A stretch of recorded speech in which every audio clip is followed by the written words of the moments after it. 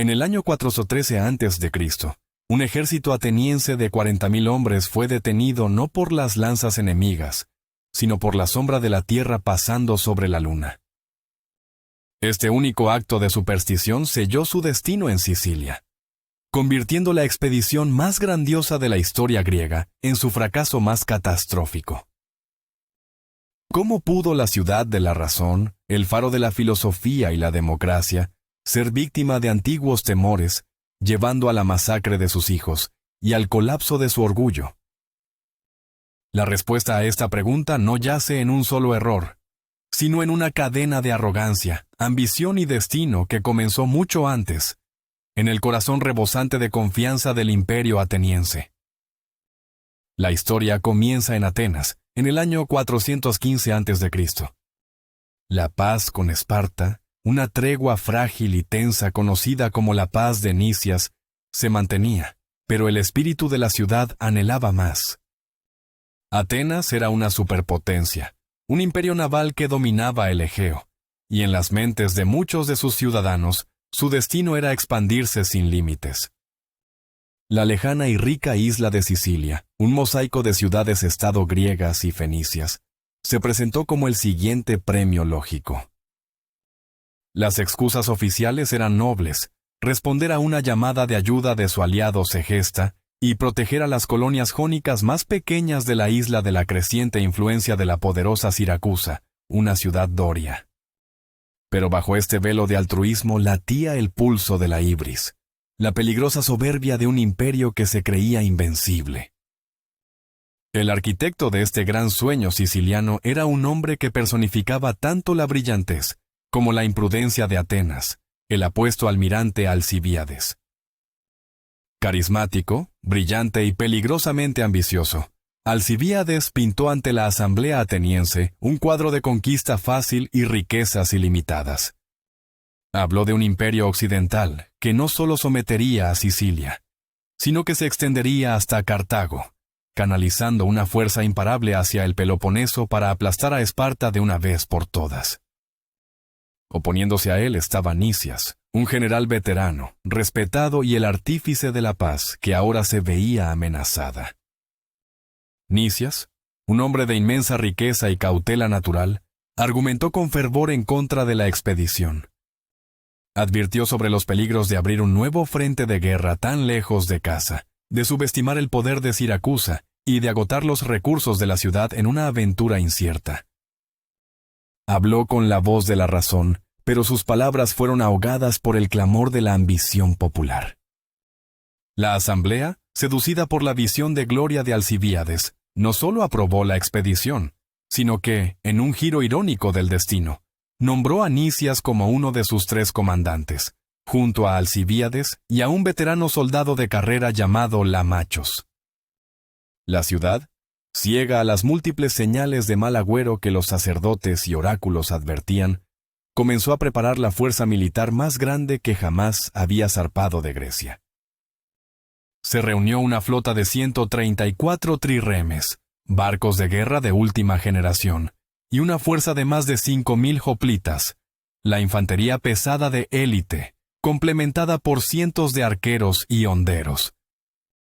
La preparación fue un espectáculo de poderío, una demostración de la vasta riqueza y capacidad organizativa de Atenas.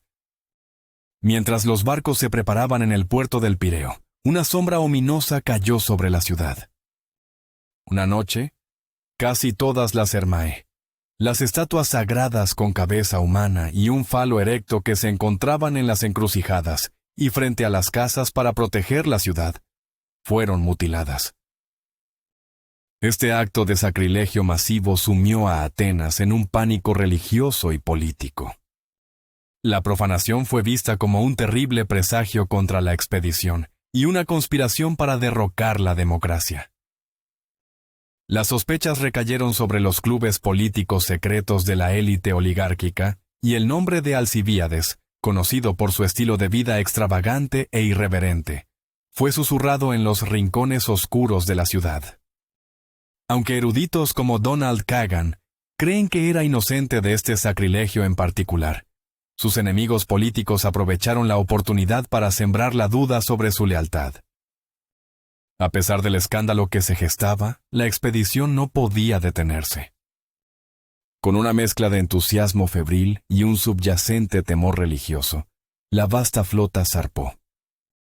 El día de la partida fue una ceremonia grandiosa, con toda la ciudad congregada en las orillas para despedir a sus hijos, padres y esposos, rezando por una victoria que parecía segura. La flota navegó primero hacia la costa este del sur de Italia, esperando reabastecerse y reunir más aliados antes de cruzar a Sicilia. Sin embargo, se encontraron con una fría recepción. Regio, la ciudad en la de la bota de Italia, se negó a permitirles la entrada. Esta falta de apoyo inicial fue para Nicias una confirmación de sus peores temores, una prueba de la inutilidad de su campaña. Fue aquí donde el triunvirato de generales tuvo su primer gran debate estratégico. Nicias, desmoralizado, propuso una demostración de fuerza limitada para ayudar a Segesta y luego regresar a casa. Alcibíades, siempre el político, sugirió una campaña diplomática para ganar aliados sicilianos antes de enfrentarse a Siracusa. Lamachos, el soldado pragmático, ofreció el plan más directo y audaz: navegar directamente hacia Siracusa y atacar la ciudad por sorpresa mientras aún estaban desprevenidos. Al final, el carisma de Alcibíades se impuso y se adoptó su estrategia diplomática. Mientras tanto, en Siracusa, el gobierno debatía acaloradamente sobre cómo responder a la inminente invasión. El general Hermócrates, un estadista pragmático, instó a la ciudad a no subestimar a los atenienses y a forjar una alianza pansiciliana, e incluso a pedir ayuda a Esparta y Corinto. Su oponente, el demagogo Atenágoras, se burlaba de estos temores, argumentando que los rumores sobre el tamaño de la flota ateniense eran exagerados, y que todo era una maniobra de los oligarcas como Hermócrates, para asustar al pueblo y tomar el poder. Mientras los siracusanos discutían, la flota ateniense se movía por la costa de Sicilia, ganando pequeños pero importantes aliados como la ciudad de Naxos. Finalmente, encontraron una base de operaciones en Catana, una ciudad que les permitió establecer su campamento en su territorio. Fue en Catana donde el destino de la expedición cambió irrevocablemente. Un trireme oficial de Atenas, el Salaminia, llegó con una orden: Alcibíades debía regresar inmediatamente a Atenas para ser juzgado por el sacrilegio de las Hermae y otros cargos de impiedad. Alcibíades, sabiendo que en el clima de histeria religiosa de Atenas no recibiría un juicio justo y que probablemente sería condenado a muerte, tomó una decisión que alteraría el curso de la guerra. Fingiendo aceptar la orden, zarpó en su propio barco junto al Salaminia. Sin embargo, durante una parada en la colonia ateniense de Turios, en el sur de Italia, desapareció misteriosamente. Cuando el Salaminia llegó a Atenas con las manos vacías, la furia de la asamblea fue inmensa. Lo condenaron a muerte en ausencia. Alcibíades, mientras tanto, resurgió no en Atenas, sino en el Peloponeso, ofreciendo sus servicios y sus invaluables conocimientos sobre los planes atenienses a sus enemigos mortales, los espartanos. Así, la expedición siciliana perdió a su arquitecto y a su general más enérgico, y Atenas se ganó al traidor más peligroso que jamás había conocido.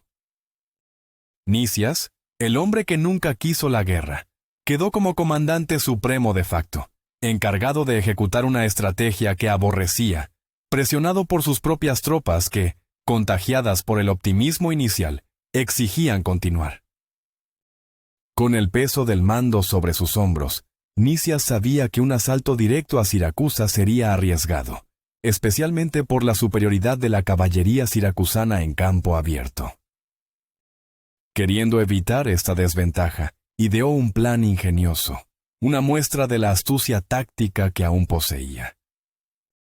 Envió a un agente secreto a Siracusa, un hombre de confianza de Catana con una historia convincente.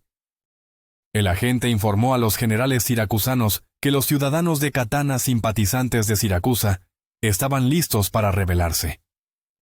Afirmó que si el ejército siracusano marchaba hacia Catana al amanecer, podrían sorprender a los atenienses en su campamento, muchos de los cuales, según él, dormían dentro de la propia ciudad, lejos de sus armas.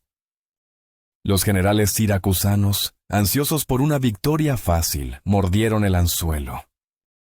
Al amanecer, la totalidad de su ejército marchó hacia el norte, hacia Catana. Esa misma noche, mientras el ejército siracusano estaba en camino, toda la flota ateniense zarpó de Catana en la dirección opuesta. Navegaron hacia el sur y desembarcaron sigilosamente en una playa cerca del gran puerto de Siracusa, justo a las afueras de la ciudad indefensa. Rápidamente tomaron una posición formidable, con el mar a sus espaldas, y protegidos por colinas y el templo de Zeus a su lado, un terreno inaccesible para la temida caballería enemiga. Allí comenzaron a construir una empalizada fortificada. Los siracusanos solo se dieron cuenta de su error fatal cuando llegaron a Catana y encontraron el campamento ateniense completamente vacío. Presos del pánico, dieron media vuelta y regresaron a toda prisa, solo para encontrar al ejército ateniense firmemente atrincherado en una posición defensiva de su elección. Atenas tenía ahora la ventaja. La batalla era inevitable y se libró al día siguiente. Nicias dispuso a sus tropas con precisión. Colocó a los hoplitas atenienses en el centro, a sus aliados de Argos y Mantinea, tropas de élite, en el flanco derecho cerca de la costa, y al resto de sus aliados en el izquierdo. El ejército siracusano era de un tamaño similar, con su poderosa caballería en su flanco derecho, inútil en el terreno elegido por Nicias. Los atenienses cargaron primero, un movimiento audaz que sorprendió a los siracusanos, que esperaban una postura más defensiva. A pesar de la sorpresa, los locales, luchando por su hogar, se defendieron con ferocidad. La lucha fue intensa y el resultado incierto por un tiempo, hasta que el empuje de élite de los argivos en el flanco derecho ateniense comenzó a hacer mella en la izquierda siracusana. Viendo la oportunidad, Nicias ordenó un avance general desde el centro. La línea siracusana se rompió y huyeron en desorden. Sin embargo, la victoria ateniense fue incompleta. Nicias, siempre cauto y consciente de que su inferioridad en caballería podría ser fatal si se aventuraba fuera de su posición fortificada, ordenó a sus hombres que no persiguieran al enemigo en retirada. Esta decisión, aunque prudente, impidió que la victoria se convirtiera en una derrota aplastante para Siracusa. Atenas perdió apenas 50 hombres, mientras que Siracusa perdió 260. Pero la mayor parte de su ejército escapó para luchar otro día. A pesar de todo, los atenienses parecían estar en una posición fuerte para amenazar la ciudad. Sin embargo, en lugar de presionar su ventaja y comenzar el asedio de inmediato, Nicias tomó otra decisión cautelosa. Con la llegada del invierno, retiró a su ejército a sus cuarteles en Catana, posponiendo la campaña principal hasta la primavera. Esta pausa de meses le daría a Siracusa un tiempo precioso para reagruparse, buscar ayuda y prepararse para el asedio que sabían que vendría. Mientras Nicias invernaba, la diplomacia de la guerra se aceleró. Siracusa, ahora plenamente consciente del peligro mortal que enfrentaba, envió emisarios a Corinto y Esparta, sus ciudades madre dorias, suplicando ayuda. Los corintios, una potencia naval, aceptaron rápidamente enviar tropas. Los enviados siracusanos luego se dirigieron a Esparta, y su petición fue amplificada por la voz más persuasiva e inesperada, la de Alcibíades. El general ateniense exiliado se presentó ante la asamblea espartana y, con una mezcla de verdad y exageración, les reveló lo que él afirmaba eran los verdaderos y aterradores planes de Atenas. Les dijo que Sicilia era solo el primer paso. Después vendría Cartago, y con los recursos combinados de un imperio occidental, Atenas forjaría lo que él llamó un Estados Unidos de la fuerza para finalmente destruir a Esparta. Sus palabras aterraron a los espartanos, normalmente lentos para actuar. decidieron intervenir. Pero en lugar de enviar una gran fuerza espartana, tomaron una decisión más sutil pero inmensamente efectiva. Eligieron a un solo hombre para liderar el esfuerzo de socorro, un Motax, un individuo de estatus mixto, mitad espartano y mitad hilota, llamado Gylippus. Era un comandante experimentado y enérgico, la antítesis perfecta del vacilante Nicias. La primavera del 414 a.C. llegó, y con ella el comienzo del verdadero asedio. El ejército de Nicias se movió por mar y tierra, desembarcando en León, al norte de Siracusa. Marcharon rápidamente para ocupar las alturas de Epípolas, una meseta crucial que dominaba la ciudad, derrotando a una fuerza siracusana enviada para detenerlos. Una vez aseguradas las alturas, los atenienses comenzaron su probada y comprobada estrategia de bloqueo: la construcción de un muro de circunvalación. El plan era construir un doble muro que se extendiera desde las alturas hasta el gran puerto en el sur, aislando completamente a Siracusa por tierra y permitiendo a la flota ateniense bloquearla por mar. Se erigieron dos fuertes clave, uno en Labdalum en el oeste y otro en Sica en el sur. Los siracusanos, desesperados, intentaron detener la construcción con salidas repentinas, pero fueron rechazados. Su única esperanza era construir su propio contramuro, una pared que cruzara la línea del muro ateniense en construcción y evitara que se completara el cerco. Comenzó una frenética carrera de construcción y combate. Los siracusanos construyeron un primer contramuro que se extendía hacia el suroeste.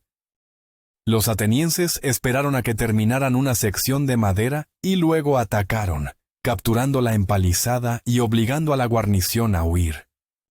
Sin inmutarse, los siracusanos comenzaron un segundo contramuro, esta vez a través de un terreno pantanoso cerca del gran puerto.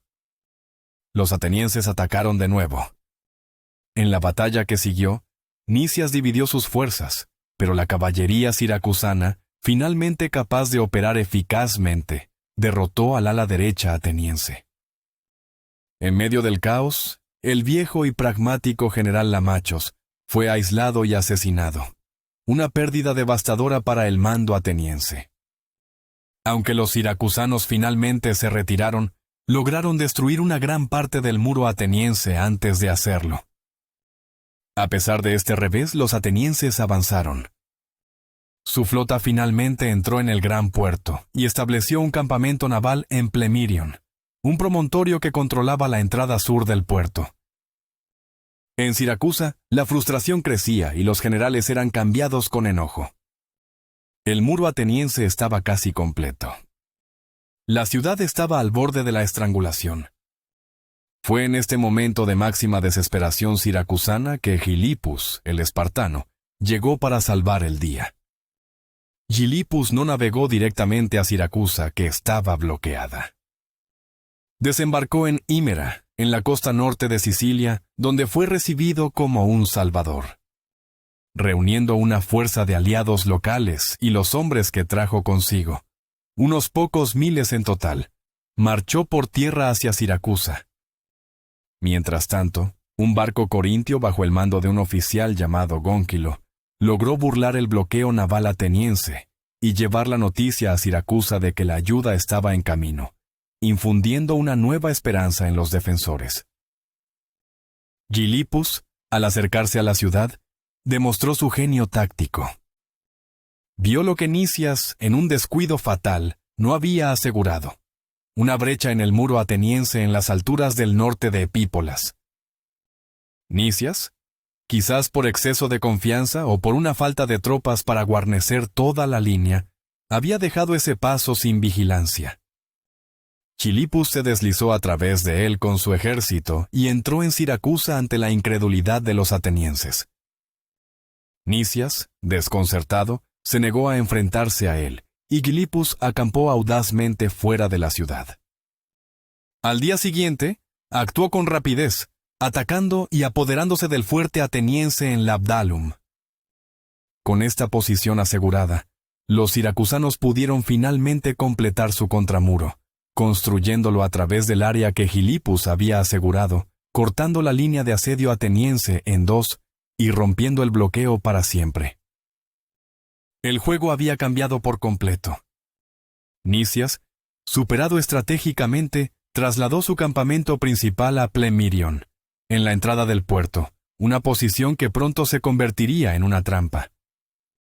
Gilipus, ahora al mando de facto del ejército combinado siracusano, se enfrentó a los atenienses en las alturas. Aunque los atenienses lograron una pequeña victoria inicial, Gilipus aprendió rápidamente. En una batalla posterior, usó su ventaja clave, la caballería y los lanzadores de jabalina, para atacar y derrotar al flanco izquierdo ateniense mientras él extendía aún más su contramuro. La moral ateniense comenzó a desmoronarse. Más y más barcos de socorro de los aliados de Siracusa lograban romper el cada vez más ineficaz bloqueo naval. Gilipus, sintiendo el impulso, dejó la ciudad para reclutar aún más aliados en el interior de Sicilia. La situación de Nicias era desesperada.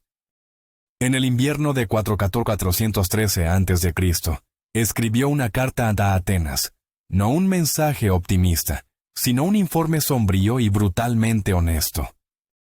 Detalló el giro de los acontecimientos, la llegada de Gilipus, la ruptura del asedio y el deterioro de su flota.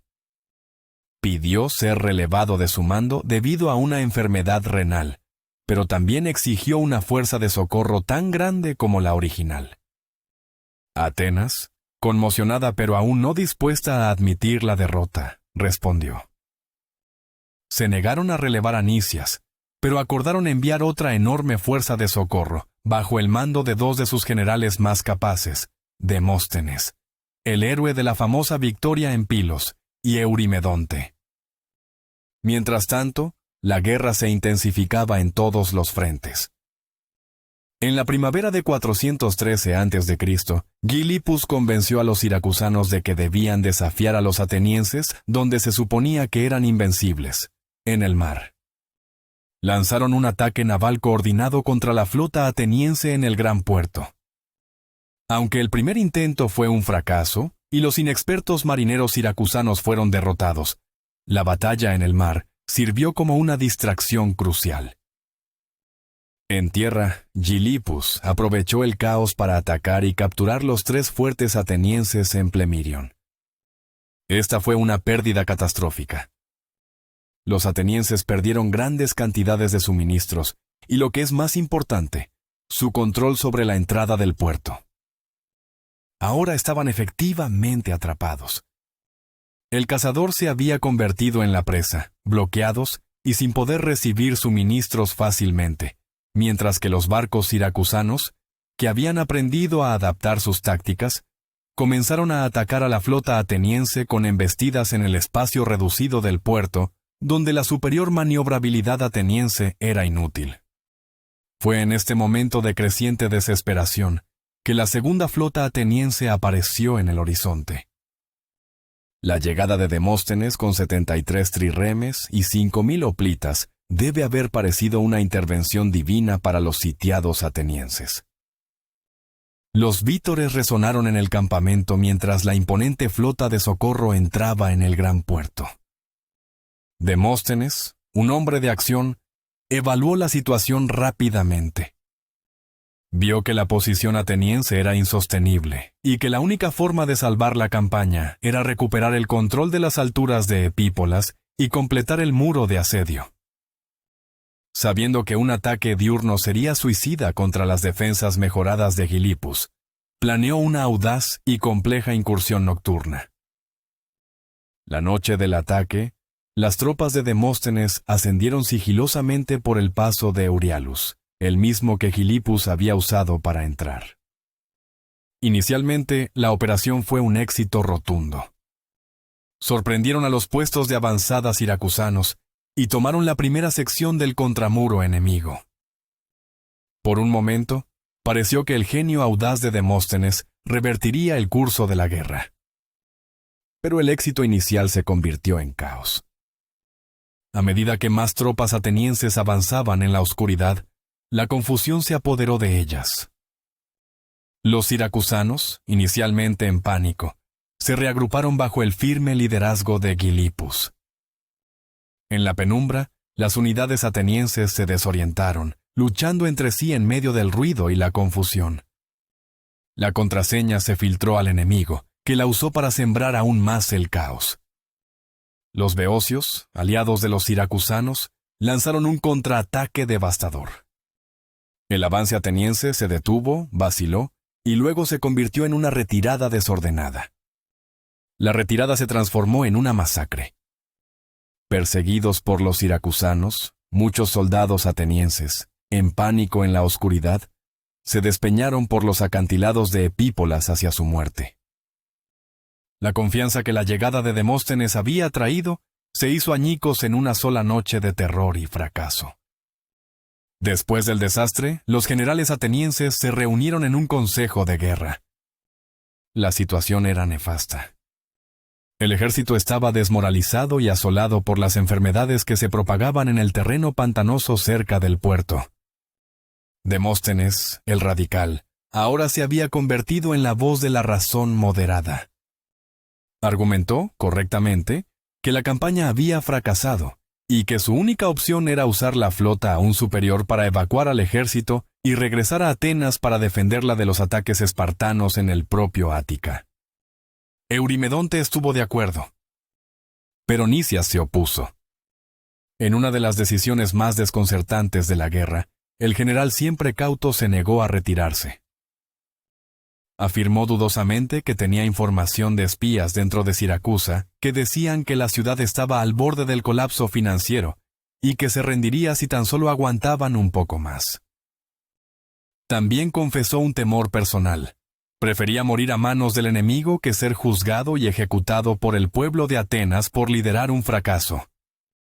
Su obstinación prevaleció y el ejército se quedó. Sin embargo, poco después, Gilipus regresó de su gira de reclutamiento con aún más refuerzos de toda Sicilia. Al ver esto, Nicias finalmente cambió de opinión y aceptó la necesidad de retirarse. Se dieron las órdenes para una evacuación sigilosa por mar. Los barcos se prepararon y el ejército estaba a punto de embarcar al amparo de la noche. Pero entonces ocurrió el evento que sellaría su destino de una vez por todas. En la noche del 27 de agosto de 413 a.C., ocurrió un eclipse lunar. Mientras Gaia ocultaba a Selene de su hermano Helios, el pánico se apoderó del campamento ateniense. Para los griegos, un eclipse era un presagio terrible. Los adivinos fueron consultados de inmediato. Su veredicto fue absoluto. El ejército no debía moverse durante 3 veces 9 días, es decir, 27 días. Demóstenes y Eurimedonte seguramente se opusieron, pero la masa de soldados supersticiosos los apoyó. Y Nicias, el general piadoso y fatalmente supersticioso, acató la orden divina. El ejército de la ciudad de la razón se quedó paralizado por el miedo a una sombra en el cielo. Esos 27 días de inacción fueron un regalo del cielo para los siracusanos. Les dio tiempo para hacer lo que antes era impensable, bloquear completamente la boca del gran puerto, que medía poco más de 1 kilómetro de ancho. Anclaron trirremes, barcos mercantes y otras embarcaciones, uniéndolas con cadenas para crear una barrera infranqueable. Los atenienses estaban ahora completamente atrapados. Justo antes de que los atenienses finalmente intentaran irse, los siracusanos atacaron primero. Lanzaron un asalto total contra las líneas atenienses en tierra. Al día siguiente, su flota, ahora con 76 barcos, zarpó para enfrentarse a los 86 barcos atenienses que salieron a su encuentro en la batalla naval final y decisiva. La batalla se libró dentro del espacio confinado del gran puerto, con todo el ejército ateniense observando con angustia desde las orillas. Fue un caos de barcos chocando, remos rotos y gritos de hombres. La superior habilidad de los pilotos atenienses era inútil. No había espacio para maniobrar. Los barcos siracusanos, con proas reforzadas, simplemente embestían frontalmente. Al final del día, la armada ateniense fue completamente derrotada. Eurimedonte murió en la batalla. Los atenienses lograron salvar a la mayoría de las tripulaciones de los barcos hundidos o dañados, pero su poder naval, el orgullo de su imperio, yacía en ruinas en el fondo del puerto siracusano. Siracusa había sitiado a los sitiadores. Ahora solo quedaba una opción, una retirada desesperada por tierra. Los atenienses construyeron un último muro para protegerse mientras se preparaban. Su plan era marchar hacia el interior, hacia la ciudad amiga más cercana, Catana, a muchos kilómetros de distancia. Era una empresa arriesgada, ya que el campo estaba infestado de caballería siracusana y aldeanos hostiles. Los siracusanos, para asegurarse de que no escaparan, bloquearon todos los caminos y pasos de montaña fácilmente transitables con guardias.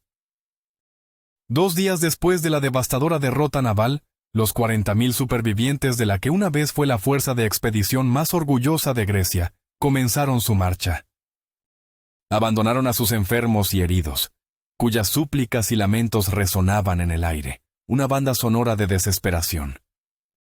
Nicias, mostrando una notable fortaleza de carácter en la derrota, marchó al frente, alentando a sus hombres. Demóstenes comandaba la retaguardia.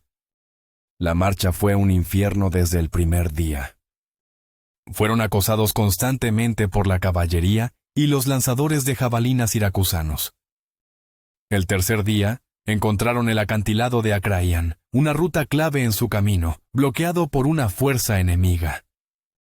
Intentaron forzar el paso 2 veces en 2 días diferentes, y fracasaron en ambas ocasiones.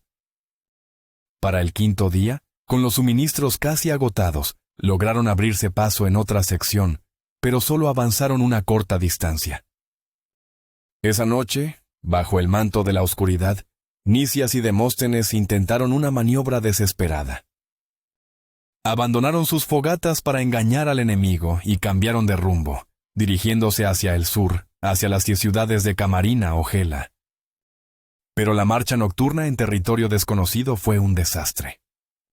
El ejército se dividió. Demóstenes perdió el control de su mitad de la fuerza, que se dispersó en la oscuridad. Al día siguiente, los siracusanos alcanzaron a Demóstenes y los 6.000 hombres que le quedaban. Los rodearon en un olivar, y en lugar de arriesgar un combate cuerpo a cuerpo, simplemente los bombardearon con jabalinas y flechas durante horas hasta que Demóstenes, viendo la masacre sin sentido, se rindió con los supervivientes. Mientras tanto, Nicias y sus tropas habían llegado al río Erineus y tomaron una posición en terreno elevado. Pronto, los siracusanos se acercaron, informando a Nicias de la rendición de Demóstenes. Desesperado, Nicias intentó sobornar a Gilipus para que lo dejaran escapar, pero fue en vano. Los siracusanos bombardearon su posición con proyectiles durante todo un día. Un intento de escape nocturno fue descubierto y frustrado. Al día siguiente, los atenienses, enloquecidos por la sed, continuaron su marcha hacia el siguiente río, el Acinarus. Al llegar a sus orillas, la disciplina se rompió. Los hombres se abalanzaron sobre el agua, bebiendo desesperadamente. Fue entonces cuando los siracusanos atacaron. La caballería cargó contra la masa de hombres indefensos en el río, mientras que las tropas en las orillas los masacraban con proyectiles. El agua del río se tiñó de rojo con la sangre de los atenienses, pero aún así seguían bebiendo, pisoteando a sus propios camaradas en su agonía. Nicias, al ver la matanza, finalmente encontró a Gilipus y se rindió a él personalmente, suplicándole que detuviera la masacre. Pero los siracusanos continuaron su matanza hasta que se saciaron. Los pocos miles que quedaron con vida fueron hechos prisioneros. El destino de los líderes y los supervivientes fue sombrío. A pesar de que Gilipus quería llevar a Nicias y Demóstenes a Esparta como trofeos, los aliados de los siracusanos y algunos políticos locales exigieron su muerte. El moderado y el radical, el cauto y el audaz, Nicias y Demóstenes, fueron ejecutados. La mayoría de los miles de prisioneros nunca volverían a ver sus hogares. Fueron llevados a las canteras de piedra de Siracusa, una prisión al aire libre. Allí, bajo el sol abrasador de Sicilia durante el día y el frío helador de la noche, fueron obligados a realizar trabajos forzados con raciones mínimas de comida y agua. Las enfermedades, el hambre y el agotamiento acabaron con ellos. Cuando el sol se puso en ese fatídico día, el orgullo de Atenas fue aplastado, y su fuerza expedicionaria aniquilada. Como dijo Tucídides, el historiador que relató estos hechos, fue la mayor acción de todas las que tuvieron lugar durante esta guerra, y me parece, al menos, la más grande de todas las que conocemos que le hayan sucedido a cualquiera de los griegos. Fue la más gloriosa para los que ganaron y la más desastrosa para los que fueron derrotados. Podemos imaginar, como sugiere el relato, el fantasma de Orfeo tocando una balada para una Atenea llorosa, la diosa patrona de ambas ciudades en conflicto. Podemos imaginar a una madre siracusana y a una madre ateniense llorando ante las hecatombes de sus hijos, maldiciendo a quienes los llevaron a este punto. Como tantas potencias antes y después, Atenas se extralimitó, cegada por sus objetivos imperiales, y terminó con una pérdida masiva. Sin embargo, la guerra no había terminado. La derrota en Sicilia fue devastadora, pero la increíble resistencia de Atenas le permitiría luchar durante casi una década más. Una segunda fase de la guerra estaba a punto de comenzar, con la agitación política hirviendo en Atenas y el gran rey de Persia considerando entrar en el juego geopolítico. Y aún quedaba por ver qué sería de Alcibíades, el hombre cuya ambición había iniciado todo. Pero mientras procesamos el caos de esta campaña, es bueno recordar la advertencia de Heródoto, el predecesor de Tucídides. Nadie debería ser tan necio como para preferir la guerra a la paz, en la cual, en lugar de que los hijos entierren a sus padres, son los padres quienes entierran a sus hijos. En Sicilia, miles de padres atenienses se vieron obligados a vivir esa terrible verdad.